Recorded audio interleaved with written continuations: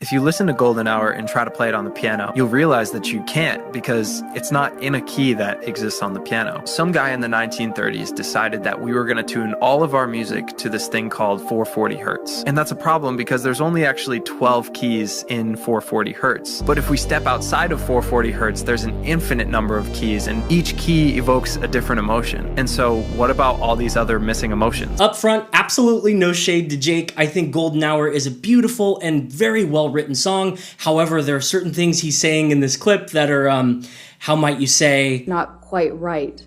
It's true, most Western music today is tuned to A440, which means that A above middle C vibrates at a frequency of 440 cycles per second. However, it wasn't just some guy in the 1930s that decided this. It was more like a chain of consequences fueled by the industrialization of the modern world. It's fairly complex, but this is the most brief, concise, while still being accurate summary that I can give. A440 wasn't always the standard that it is today. In the 1830s, this guy, Johann Heinrich Schiebler, traveled around Europe to measure different orchestras' tuning and pitch anchors. His findings varied radically from place to place. This wouldn't matter that much at the time, as musicians wouldn't travel as quickly or as often as they could 100 years later. Instrument builders also just weren't focused on a global scale quite yet, so tolerances surrounding standardized pitch anchors weren't chiefly considered in the manufacturing process. Most of the time, as a musician or an orchestra, you were left to tune to the largest, most immovable instrument in your town,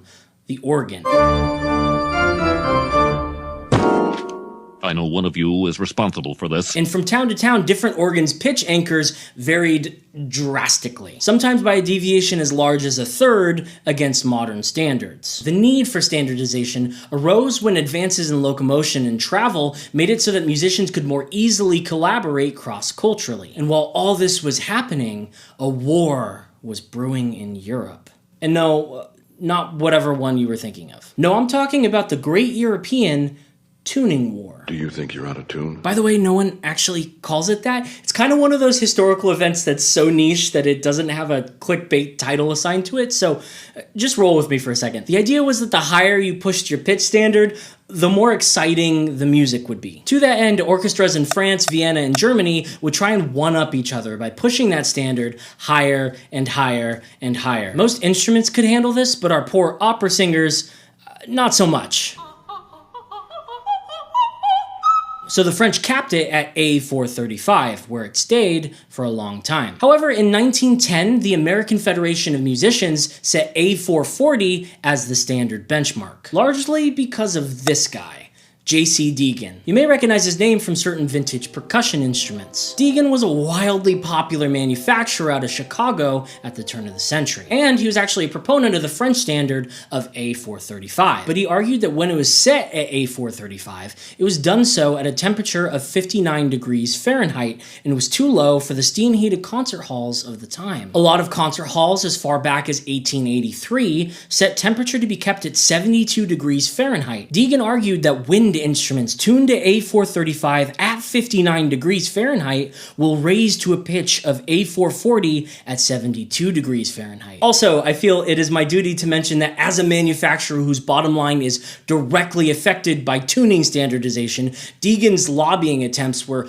almost assuredly not so noble. In any case, the American Federation of Musicians stuck with A440 as a standard. Other countries started to follow suit. The British independently came to the same conclusion, however, with a different rationale. They argued, in my opinion, quite prophetically, that A440 would be ideal because it can be easily factored, which is important because it can be easily electronically synthesized, which would be highly relevant for the musicians of the future that, in their estimation, would tend towards electronic instruments. In 1955, the International Organization of Standards recommended A440 as a standard pitch anchor, which was formalized as ISO 16. Now, to Jake's credit, I know you can't say all that in a soundbite interview. Totally get it. I'm going to give him a pass. However, I just can't give him a pass on this. There's only actually 12 keys in 440 hertz. But if we step outside of 440 hertz, there's an infinite number of keys. A440 is just a pitch anchor.